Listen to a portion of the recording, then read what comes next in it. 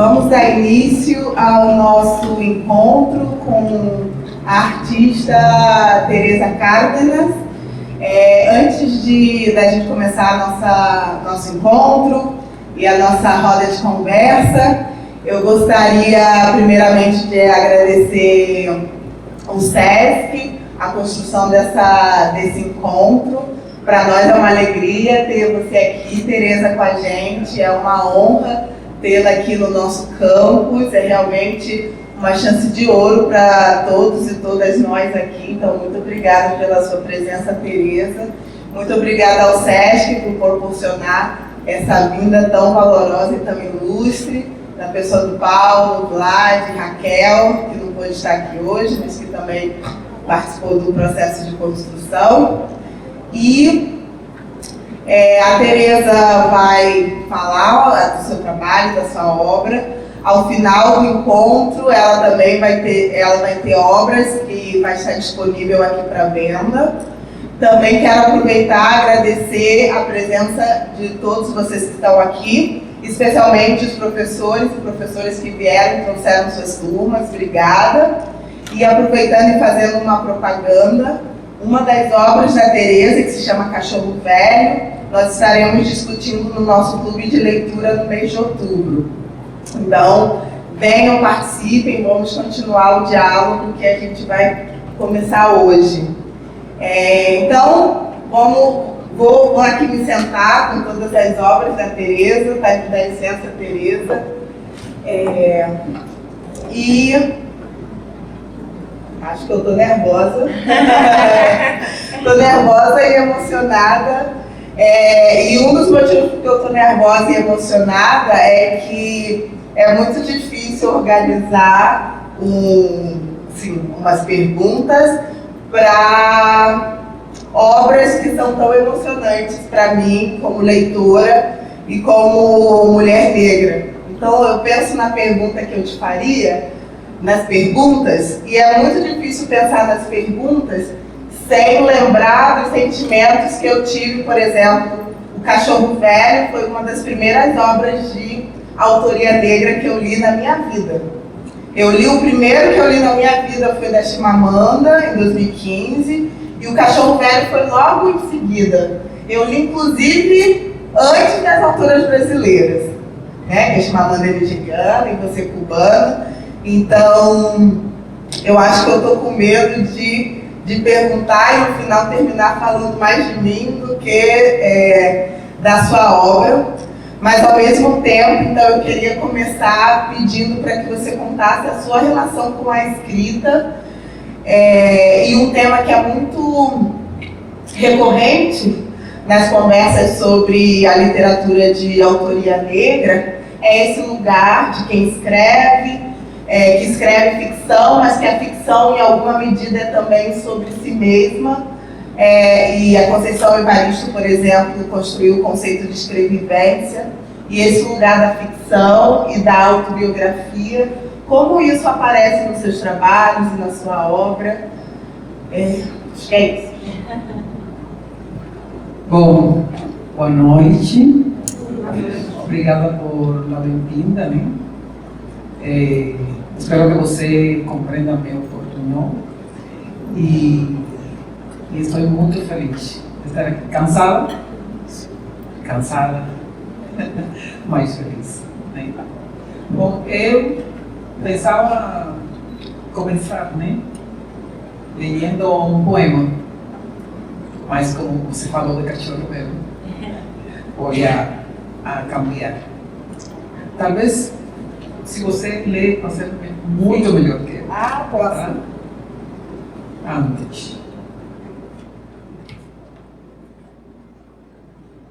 Antes. Agora, quase com a morte em seus calcanhares, era porteiro.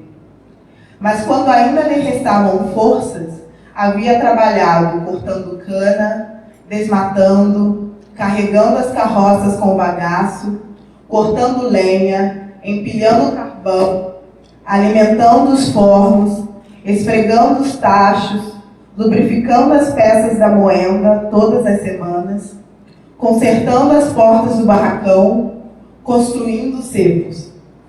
E antes, quando rapazinho, tinha sido encarregado de levar a lenha cortada para a cozinha da casa grande, de plantar inhame, cenoura, banana, taioba e abóbora, de limpar os chiqueiros, de levar os cavalos até o rio para lhes dar banho e água, de consertar as carroças, de destripar patos, frangos e porcos, de tirar a lama das botas do senhorzinho. E quando não media nem 3 palmos de altura, alimentava as galinhas, guiava as mulas da carroça de bagaço, limpava o milho, recolhia a roupa suja da casa grande, enrolava as tiras de couro para o chicote novo do feitor. E ao nascer, tiveram que trabalhar? Cachorro velho achava que sim, que já trabalhava desde o ventre de sua mãe. Já era escravo desde então.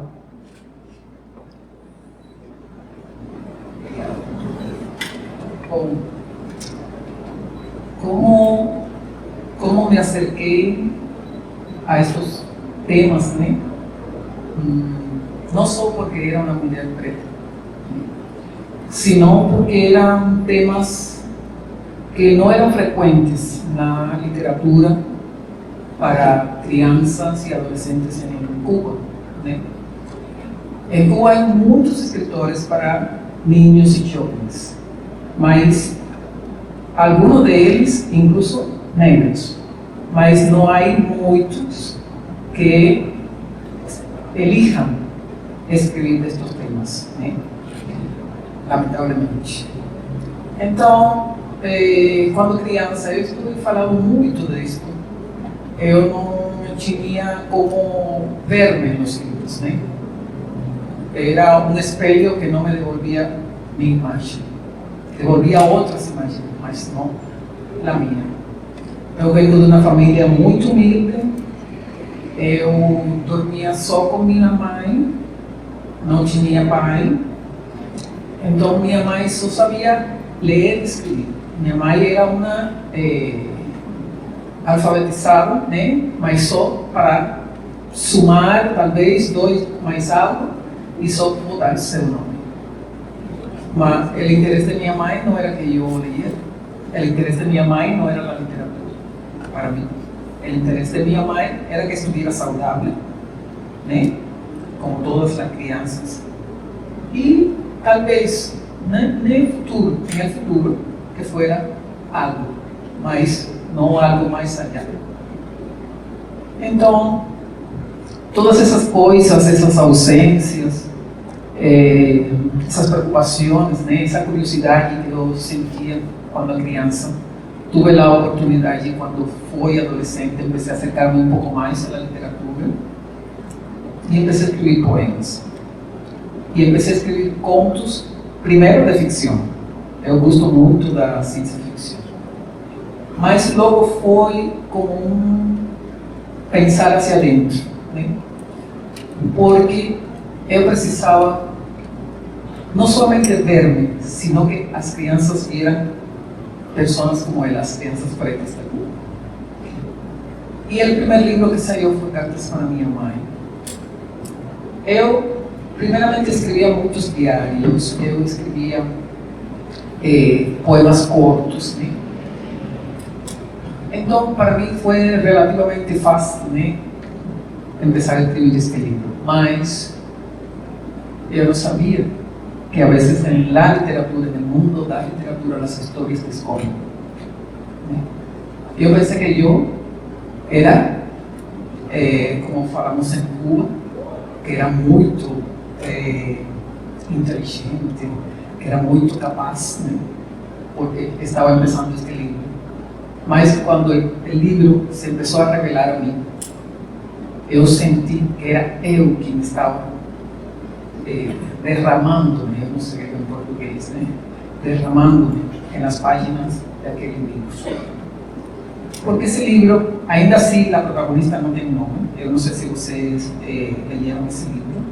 Leram, não? Cartas são a minha mãe, não? Vocês leram assim? esse aqui. Bom, a protagonista não tem nome. Mas a protagonista se parece a mim, se parece a ti, se parece a ti, se parece a ti, se parece a ti, se parece a todas as crianças no mundo. Não somente as crianças negras, né?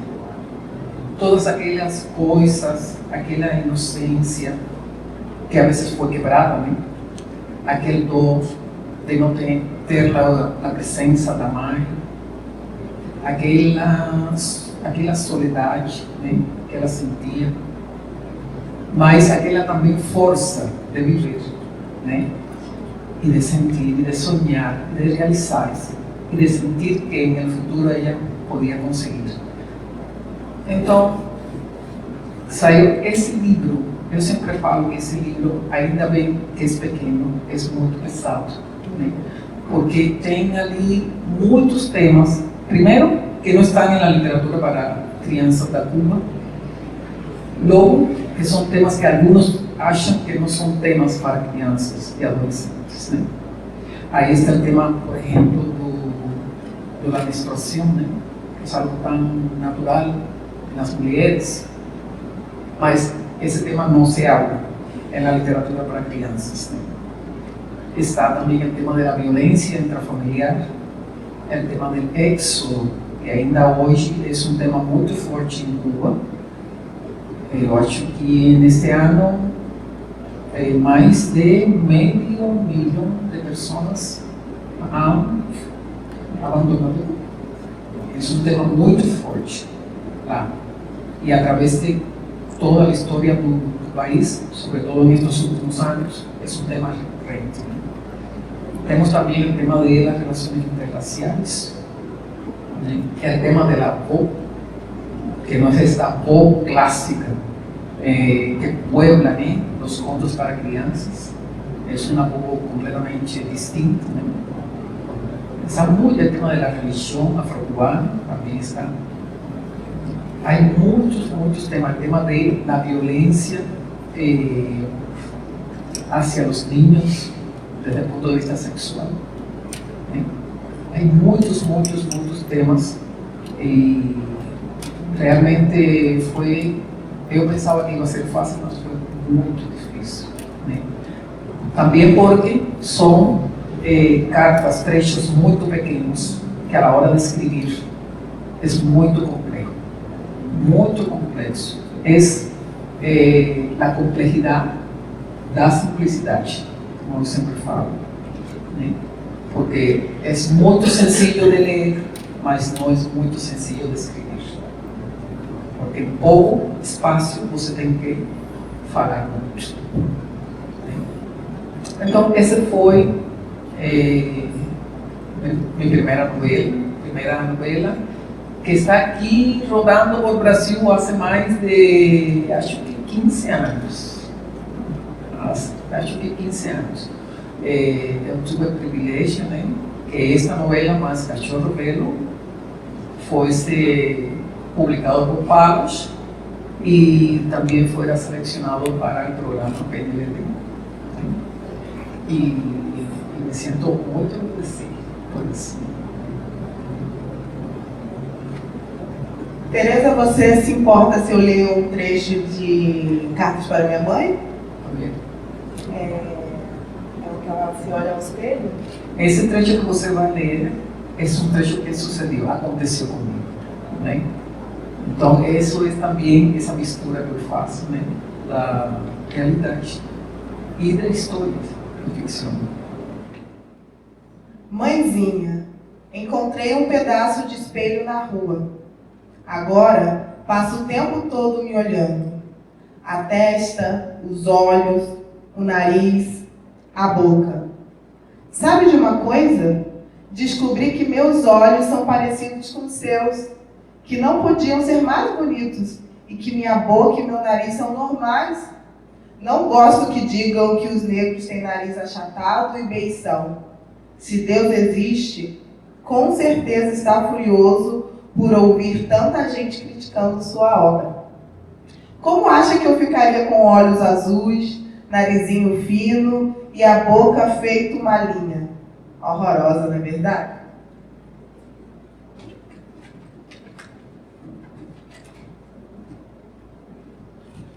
Por isso, não deixo que passe pente quente em meu cabelo. Não quero ficar parecida com Sara.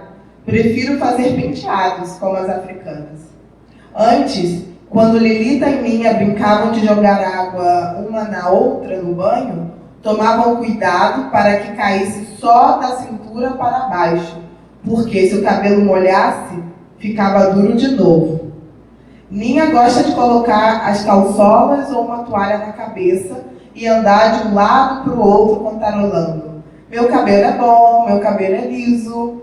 Tenho vontade de rir, mas também me dá raiva. Algumas pessoas não sabem ser negras. Tenho pena delas. Isso só em esse trecho é um resumo de lo que eu sentia quando criança, acerca de nem sequer identidade. Eu não sabia nada disso, de minha imagem, como me fazia sentir, né? Porque eu era feia, porque isso era o que me falavam, que eu era feia, porque meu cabelo era assim, porque minha nariz era muito ancha, porque meus lábios eram assim, porque eu tomo, né?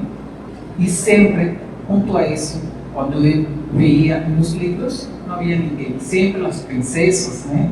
Sempre a muchacha bonita, era a muchacha loira, a muchacha de olhos azuis, né? Mas, además que não apareciam as muchachas negras.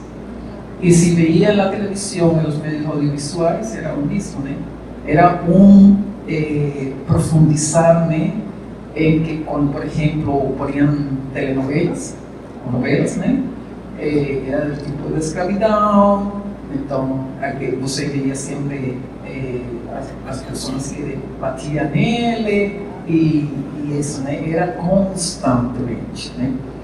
Em Cuba, uma das novelas muito mais famosas que ainda hoje as pessoas pensam nela com nostalgia, com saudade, é uma novela que se chama Sol de Bateiro, que é uma novela que fala da escravidão, né? E dos personagens negros que batiam nele e demais, é como um romance, né? Para eles. Então, eu, por exemplo, o Cachorro Velho, que trata sobre a escravidão, eu me propus que em nenhum momento, uno me propus que os protagonistas fueran estas personas, ¿eh? Estas personas negras, y que en ningún momento se vieran humillados ante los dueños de eles, né? Eu que necessitava isso, porque eu queria tirar daquela coisa, né, de quando eu era criança, esse sentimento, esse aplastamento da identidade. Mas em esse trecho foi uma coisa que aconteceu comigo, porque eu me veia, me falavam que era feia, mas quando eu me veia no espelho, eu não me veia feia, né? Então era como não uma luta, não, sino uma discordância entre o que eles falavam e o que eu sentia, né? E foi muito forte. Eu lembro algo que aconteceu em minha casa. Eu fui a falar com minha mãe a raiz disso, né? E lhe disse: olha para mim, o que você quer? Olha para mim, eu sou feia. Eu lembro disso. E minha mãe não soube responder. Minha mãe só falou: eu te quero muito, né? Mas com o tempo eu soube que ela também sofria discriminação, que ela também sofria racismo, né? E que talvez em ela não estava tão claro como em mim, né? Que eu sim era bem, eu sim era hermosa. E eu tive que crescer. Eu fui uma garota que tive que crescer muito rápido, né? Tive que crescer muito rápido, tive que abrir minha mente, mis sonhos, né, hacia o futuro, porque eu sabia que eu não ia ficar em aquele lugar. Eu ia ir muito mais além. Eu não sabia como, mas eu sabia que eu ia ir muito mais além. É muito emocionante ouvir essa história e pensar na personagem que não tem nome. E eu fiquei procurando, gente, mas ninguém em nenhum momento vai chamar ela, né? A prima não vai chamar nem a avó. E passou, te vou contar a anécdota. Passou que eu escrevi o livro, assim, escrevi o livro, e quando cheguei ao final, o personagem não tem nome. E eu me di conta só quando fechei o livro, né? E eu também, como você, tratei, onde, que nome pode? Então, o personagem me ensinou a mim que não precisa de nome, né? Que esse personagem podia ser qualquer. E assim é. E uma questão que eu fiquei pensando, se tem alguma conexão, porque a questão do nome é algo que aparece o cachorro velho, por exemplo, e tem o primeiro, né? O primeiro capítulo também está aqui, ó. Também tem a questão do nome, e no caso do cachorro velho é um apelido de um escravizado, e que o nome dele, eu não achei, não sei se tem algum momento. Você leu até o final? Cachorro velho? Eu li, eu perdi. Eu vou reler para o clube de leitura aqui, ó. Eu li. Eu acho que, bom, para mim, o nome, essa é a primeira posição, né? A primeira, algo que você tem, o primeiro que você recebe, né? Quando chega no mundo. Em el caso dos africanos, né? Lembra que eles fazem uma cerimônia para otorgar o nome não é como agora, você nasceu, Francisco, ou Maria, ou... Não, o nome leva todo um processo na África, né, para otorgar o nome a recém-nascido. Mas para mim é importante sempre tratar o nome, não? Alrededor do nome, porque talvez Teresa não hubiera sido meu nome, porque Cárdenas não é meu sobrenome, né?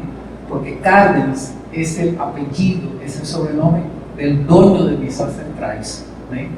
Porque você lembra, né, que em esse tempo o nome do dono era para todos os que estavam escravizados, né? Tiravam dele o nome africano e botavam nele um nome cristão com o sobrenome do dono. Passa que minha família vem de um povo que se chama Recreio, e nesse povo há muita população negra, e quase todos são de apelido ou de sobrenome Cárdenas. Não somos família, mas todos têm sobrenome Cárdenas. Por quê? Precisamente por isso, né? Porque seus ancestrais, os meus, os antepassados, eram escravos de um tal Marino Cárdenas. Eu busquei na história, pesquisei na história. Era dono de muitas pessoas escravizadas. Então, por isso Cárdenas. Quem sabe qual hubiera sido meu nome?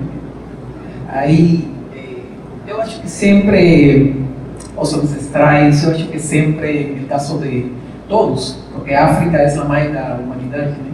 A África tem a maneira de chegar a você. E a mim me ha chegado em sonhos, e a mim me ha chegado em, por exemplo, eu lembro com muito emoção, né?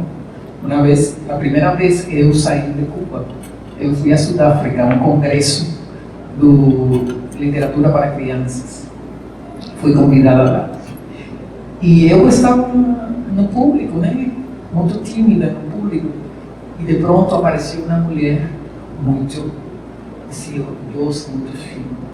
E me tocou o nome. E me falou, eu vim aqui por você.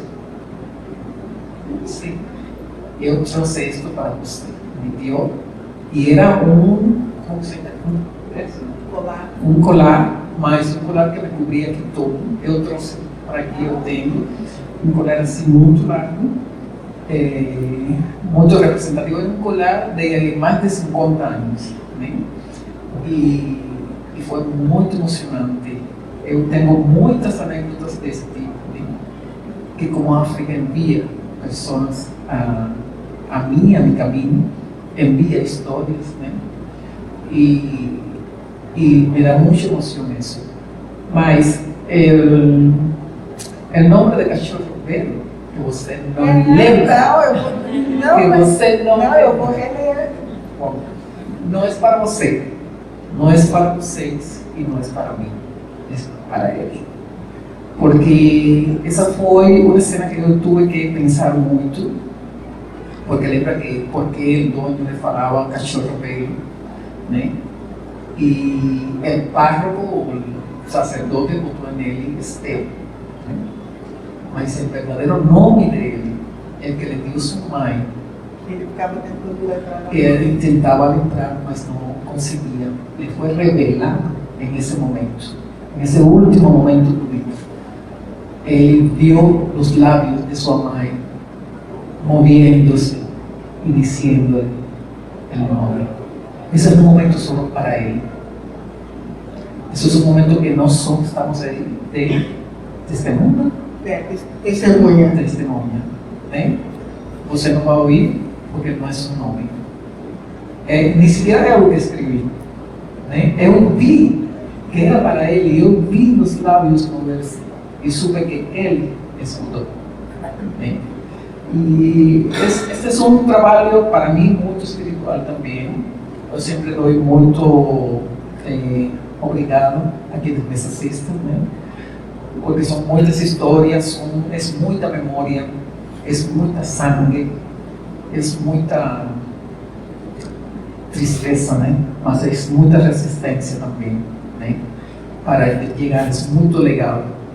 E eu, a vezes, me sinto como uma mensageira, né? Porque estas histórias me são reveladas.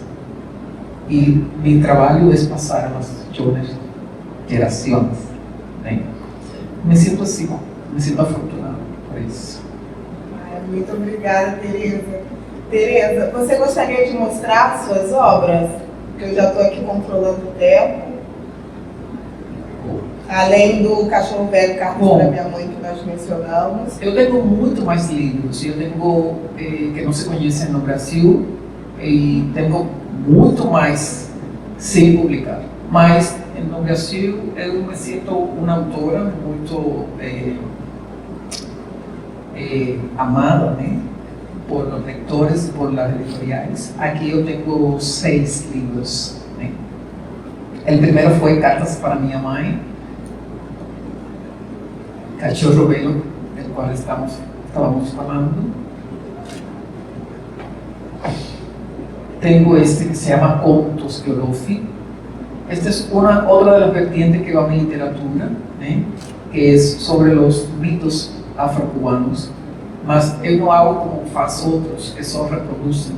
Eu construo sobre essa base da mitologia afro-cubana. Contos de Olofi. Aqui você pode encontrar, por exemplo,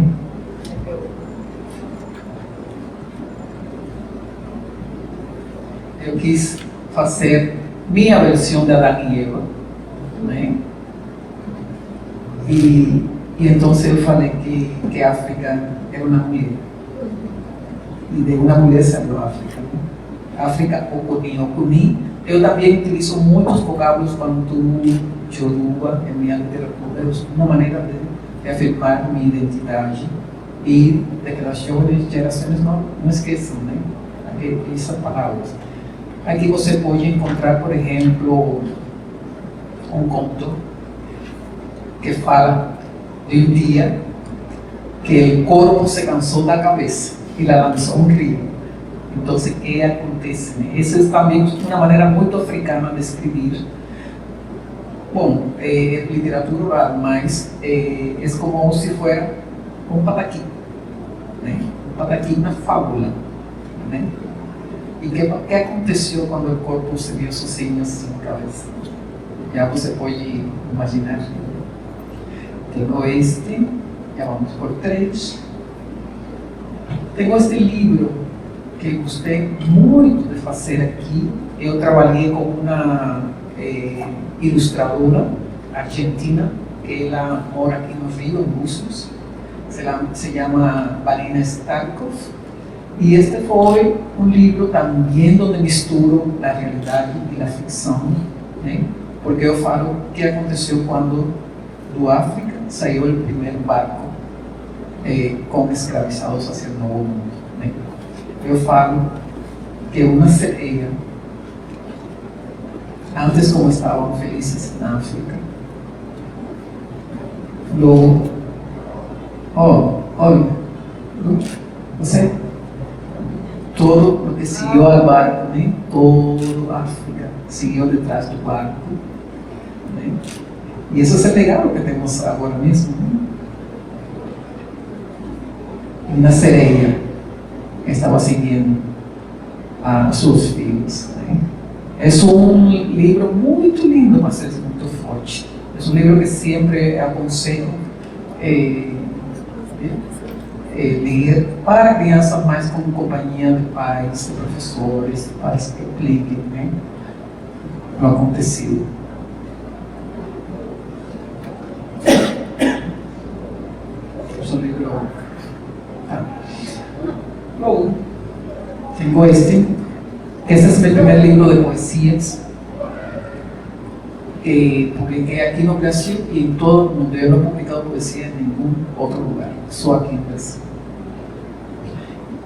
Memória de mim. São livros, são poemas que tratam de minha infância, de minha família, de minha adolescência. Né? Posso ler algo? Claro. É um livro também bilíngue, que está em português e em espanhol.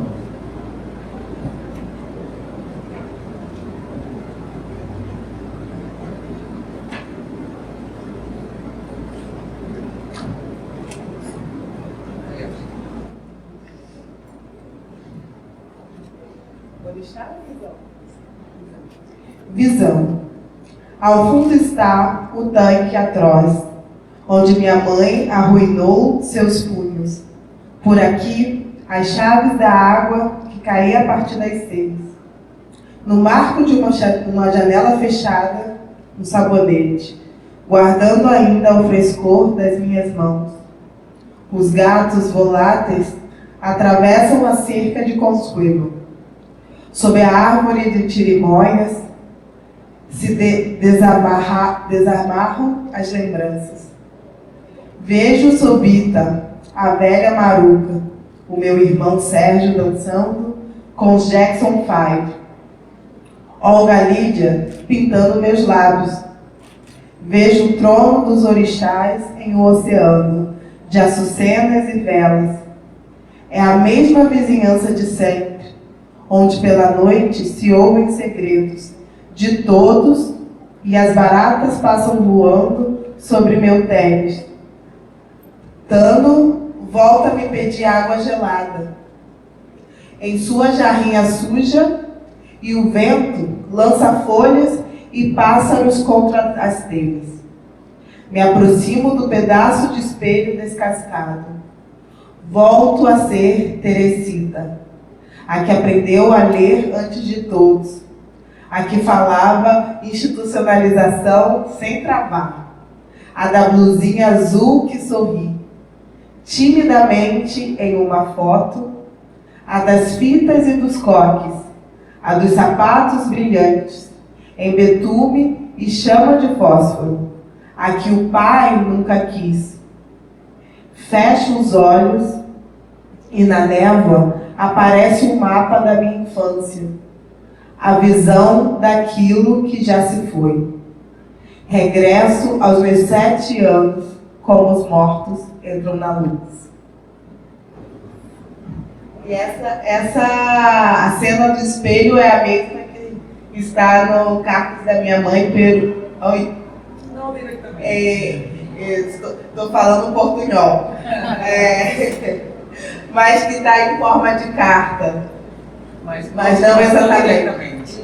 Eu lembro que minha casa tinha um espelho, né? Um espelho muito velho, né? Você não conseguia ver na imagem.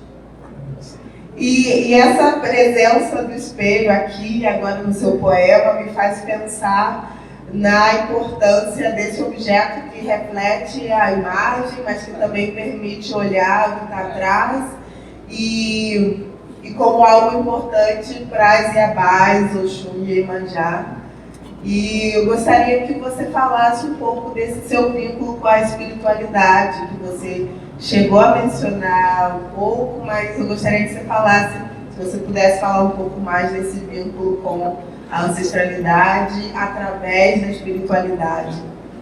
Bom, eu acho que o povo cubano é muito espiritual, né? Nós temos muitas crenças. Não há ninguém que não creia em nada, né? Mas brancos, negros, chineses, todos têm crenças. E em todas as famílias sempre há, né, um pouco culto aos mortos. Não tem que ser uma coisa religiosa, senão mais bem algo nostálgico de saudade, não? Está sempre um quadro da avó que morreu, com flores, com velas, né? Eu lembro, há um poema aqui, que minha avó, quando não se cumpriam seus desejos, botava na cruz, com Cristo, lo botava boca abaixo, né? Dentro de um vaso com água. Você fica até que... Colocava Cristo de castigo. Sim, até que se fazia seu desejo, não? E isso, minha mãe tinha uma pedra. Minha mãe era crente, né? Da religião afro-cubana, de Yoruba, e ela era do Yansan, né? E para nós, Yansan era a dona do cemitério, a dona do vento, né? E minha mãe, eu tenho outros poemas que falam disso, né? Minha mãe, a vezes, usava uma saia de 9 colores, né? Que era a representatividade de Yansan em sua vida. Ela me botou a mim o nome de Teresa, porque em Cuba há uma sincretização, eu acho que também aqui, né? E lá Yansan sincretiza com Santa Teresa, do Niño Jesus. E então ela botou em mim o nome do Teresa, né? E essa espiritualidade é algo tão comum como o ar que respiramos, né? Como a água que tomamos, e está dia a dia em cada família em Cuba. É muito difícil que você possa encontrar alguém, uma família que seja ateia lá, né? E inclusive, eu não sei se vocês viram, mas o presidente, ele quando vai aos bairros mais alejados do centro, ele vai um tambor, né? Tocar campanita, ou a igreja, não? Isso é um pouco da política do governo, né? Mas está perto de todas as religiões, né? Eu falava no outro dia que era muito interessante como em Cuba se mesclava tanto das coisas que incluso dentro das igrejas se aceitavam algumas coisas que só estão presentes na casa de santo, né? Por exemplo, nas igrejas lá em Cuba se toca campanita, há a imagem católica de Oxum, né? Porque sincretiza la Virgen de la Caridad, es la patrona de Cuba y sincretiza con Oxum. Está vestida de amarelo, bota en ela pelo amarelo, né? E é Oxum. Quando você fala com algum cubano, você que está iniciado na religião de Yoruba, e te fala, sim, eu tenho caridade em cobre, né? Mas esse é o nome católico de la representação Yoruba, né?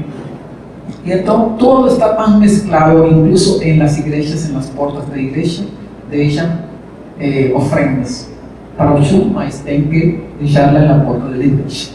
São algo tão sincrético, tão misturado, que já é quase impossível, né? De separar. Eu abordei também, porque eu acho que isso forma parte de nossa identidade, né, como cubanos, a raiz africana e a europeia mescladas, né?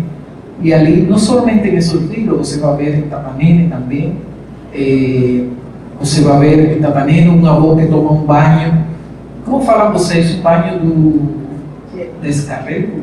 Banho de descarrego. Tomo um banho de descarrego. Você vai ver isso em cartas para minha mãe, né? Você vai ver, talvez em algum baba vai escutar ou vai ver, vai ler invocações, né? Porque eu trabalho com cantos, com invocações, com imprecações, né? Com palavras bantúes, com palavras yorubas, né? Mesclado tudo, né? Eu não tenho limite na hora de escrever. Não consigo escrever só de isto, só daquilo. Aquilo, sim, que aparecem outras coisas, né? Então, por isso você vê esta literatura, mas não é caótica, né? Não é caótica, está tudo muito centrado em identidade.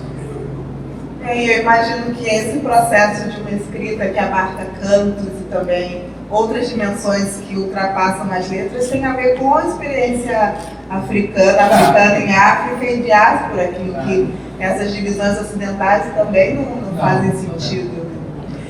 Nós temos poucos minutos antes de terminar nossa conversa. Eu vou agora abrir ao público, ver se o público tem alguma pergunta, alguma reflexão. O público está muito calado, eu não escutei nada. Eu acho que não vão perguntar nada. Não, vai sim, vamos.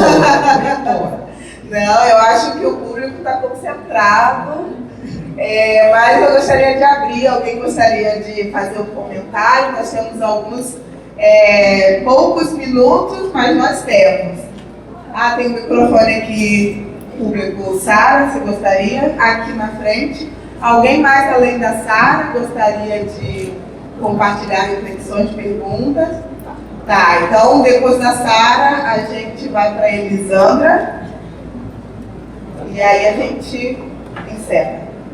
Boa noite, tudo bem, Tereza? A Camila estava perguntando sobre espiritualidade, eu queria perguntar também. Quando você começou a contar um pouco da sua história, você falou que vinham em sonhos.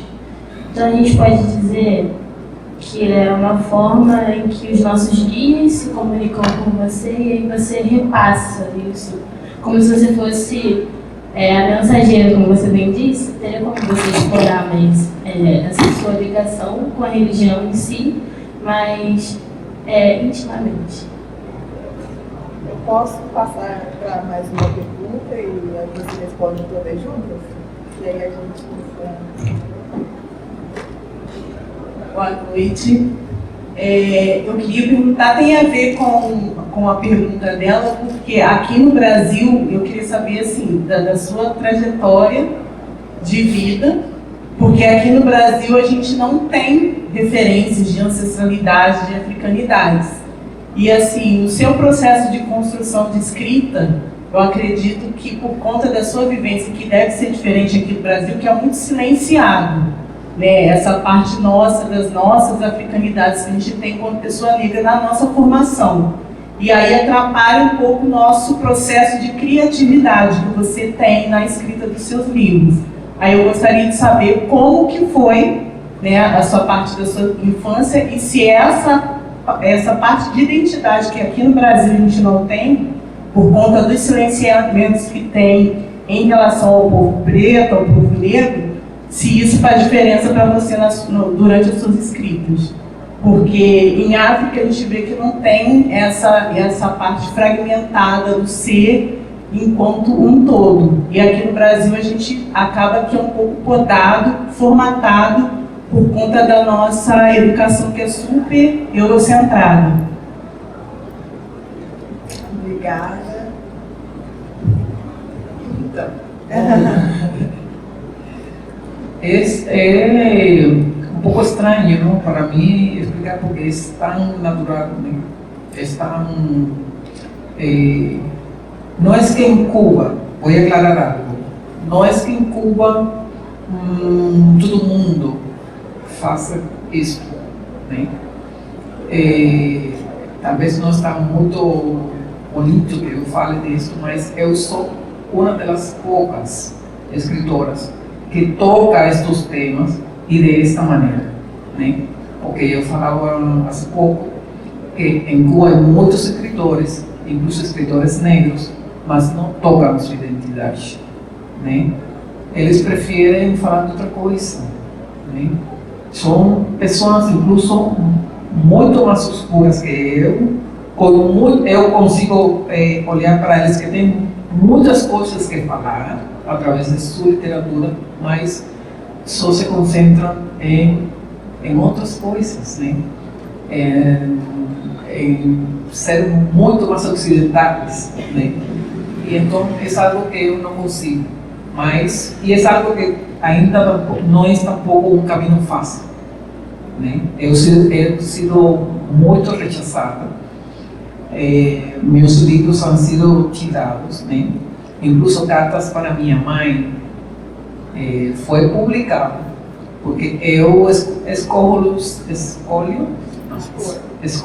sempre, me gusta participar em concursos, porque se ganho, tem direitinho a publicação. Mas se eu vou com estes livros, talvez, a las editoriales, não aceito, né? Então, Cartas para minha mãe, esse livro, quando se apresentou e se publicou e saiu, tuvo uma reação polêmica, porque alguns escritores se reuniram entre eles, botaram uma carta de protesta, porque havia sido publicado este livro que para eles era muito racista, né? E foi muito controversiado. Eu agradeço até o dia de hoje que minha editora se bateu sem dizer nada. Eu não sabia nada, eu me enterei tempo depois. Se bateu, brigou com ele. Você está louco, você não leram esse livro. Esse livro vai contra tudo o que você pensa que contra o racismo, a discriminação racial. Você não leram esse livro. Mas foi muito doloroso para mim saber, né? Porque eu lo hice com tanto amor, com tanta ternura, com tanta necessidade de que esses personagens que não apareciam no livro para niños e jóvenes estuvieran e foram importantes para os jovens leitores negros na Cuba, né?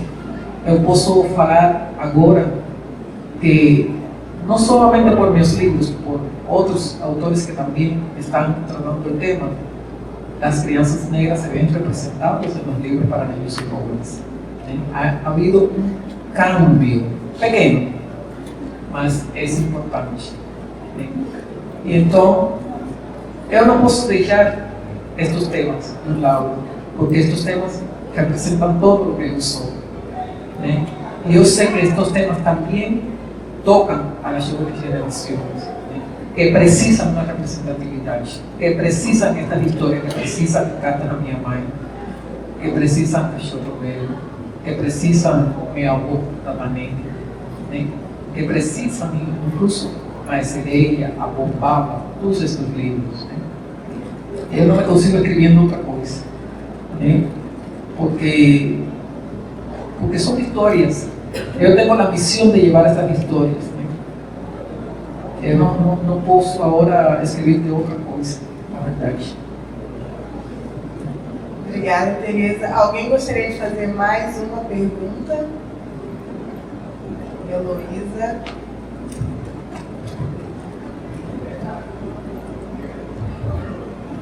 Boa noite.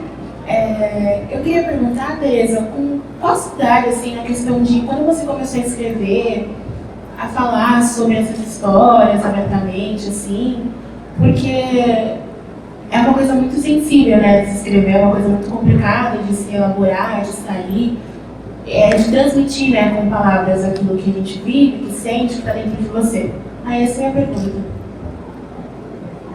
Que idade você começou a escrever? Eu comecei a escrever não sobre estas temáticas. Eu gostava muito da ciência ficção. Eu era fã de Ray Bradbury, de Isaac Asimov, né? De todos esses autores de ciência ficção. Não conheci, lamentavelmente, Octavia Butler, né? Vengo a conhecer quase agora. Mas eu comecei a escrever praticamente quando comecei a escrever, a saber escrever e a ler, né? Eu era aquela menina que eu leía todo, no primeiro dia leía todo o livro de literatura, né? Me gustavam muito as histórias, me gustavam muito os diálogos, né? E cada vez que terminava um diálogo, que só era um fragmento de algo mais grande que aparecia nos livros de texto, eu sempre perguntava, como termina? E aonde vai? Né? E eu lembro que eu li muito Jovem Papagorió,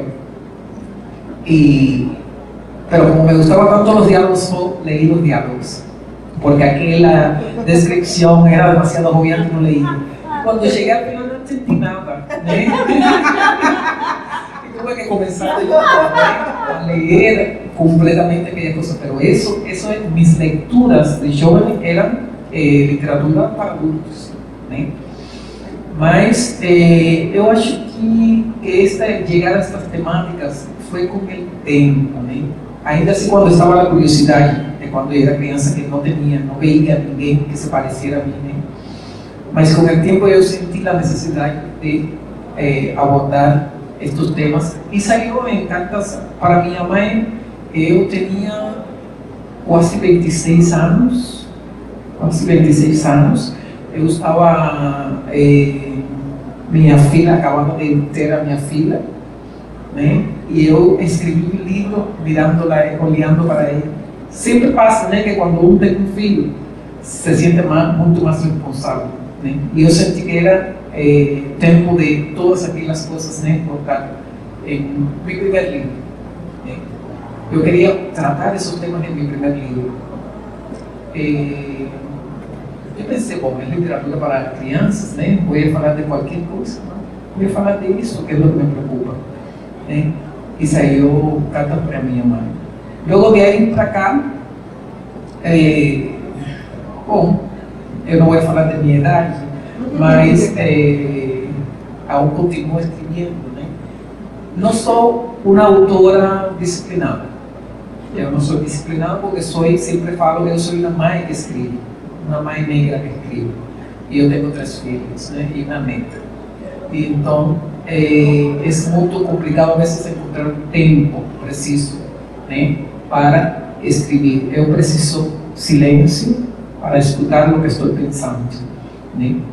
Então, com a família, com os compromissos, com os viajes, que são muitos, né, é quase impossível.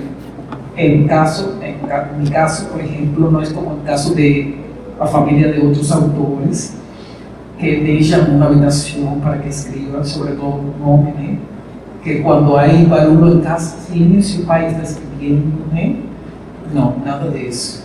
Mãe, tenho fome, mãe, isso, mãe, outro, e eu escrevendo, tudo isso. Eu lembro que quando eu escrevi meu avô Tatanene, há muitos anos, né?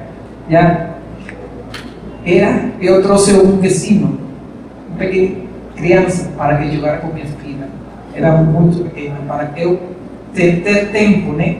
E eu estava escrevendo no meu sofá e eles passavam a bola para aqui, passavam a bola e eu servia. E a bola para aqui foi horrível, horrível. Mas consegui. Uma curiosidade que eu vou falar de meu avô Tatanene. Meu avô Tatanene tem 4 edições, né?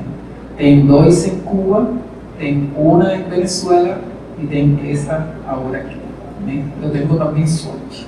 Nesse sentido, né, que os livros se multiplicam, né? Também vou dar a curiosidade que, por exemplo, Cachorro Pelo foi publicado em Coreia do Sul, né? Eu fui convidada lá para um evento de escritores jovens e coincidiu que estavam publicando Cachorro Pelo lá. Foi o livro selecionado, foi selecionado o melhor livro para adolescentes em Seul, e foi muito bom estar lá com uma cultura, né, tão diferente da nossa, e sin embargo como aceitavam o livro, como falavam dele, foi muito bom para mim.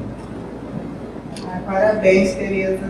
E eu lembrei que Cartas para Minha Mãe, na versão em espanhol, uma amiga minha trabalhou com os alunos dela, é uma amiga peruana que mora em Baltimore, nos Estados Unidos, e foi através dela que eu conheci o Cartas para Minha Mãe.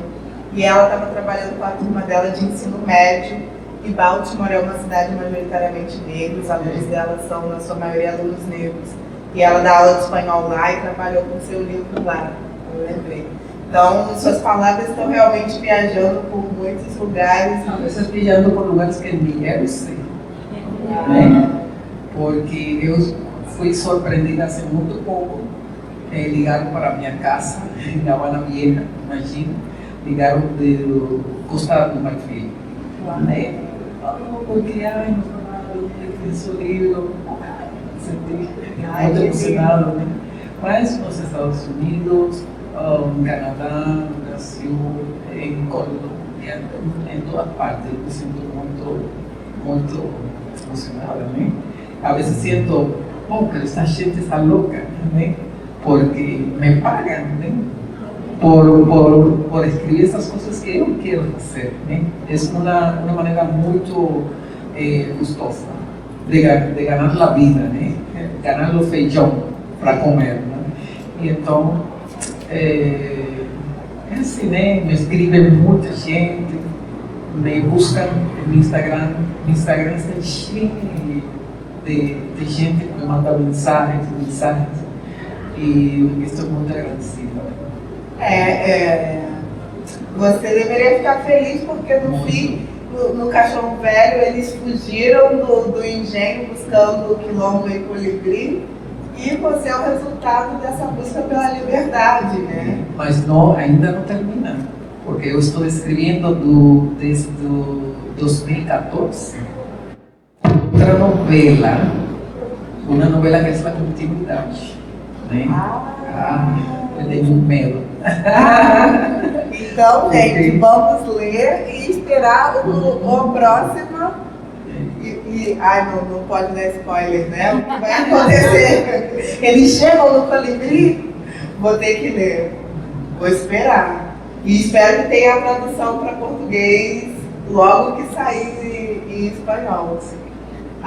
Tereza, muito obrigada pela sua presença. Quero agradecer a presença de todos e todas. Mais uma vez, foi uma alegria, uma honra ter você aqui, Tereza, e os meus alunos de Relações Étnico-Raciais na América Latina. A gente vai ter muito o que discutir com a presença. Eu tinha passado uma entrevista sua para a minha turma semestre passado, e ter você aqui ao vivo é muito especial, então a gente vai ter muito o que discutir ao longo do semestre, e fico muito feliz, espero que vocês leiam Cachorro Velho e venham também para o Clube de Leitura. Agradecer mais uma vez ao SESC por realizar esse encontro e trazer a Tereza. Obrigada, Tati, por fazer esse meio de campo. E vamos ler Tereza, vamos aproveitar a oportunidade para comprar as obras da Tereza e ler a Tereza. Obrigada, gente. Antes de vocês irem para as próximas aulas, vamos tirar uma foto todo mundo. Vamos tirar foto, Tereza? Aproveitar o momento.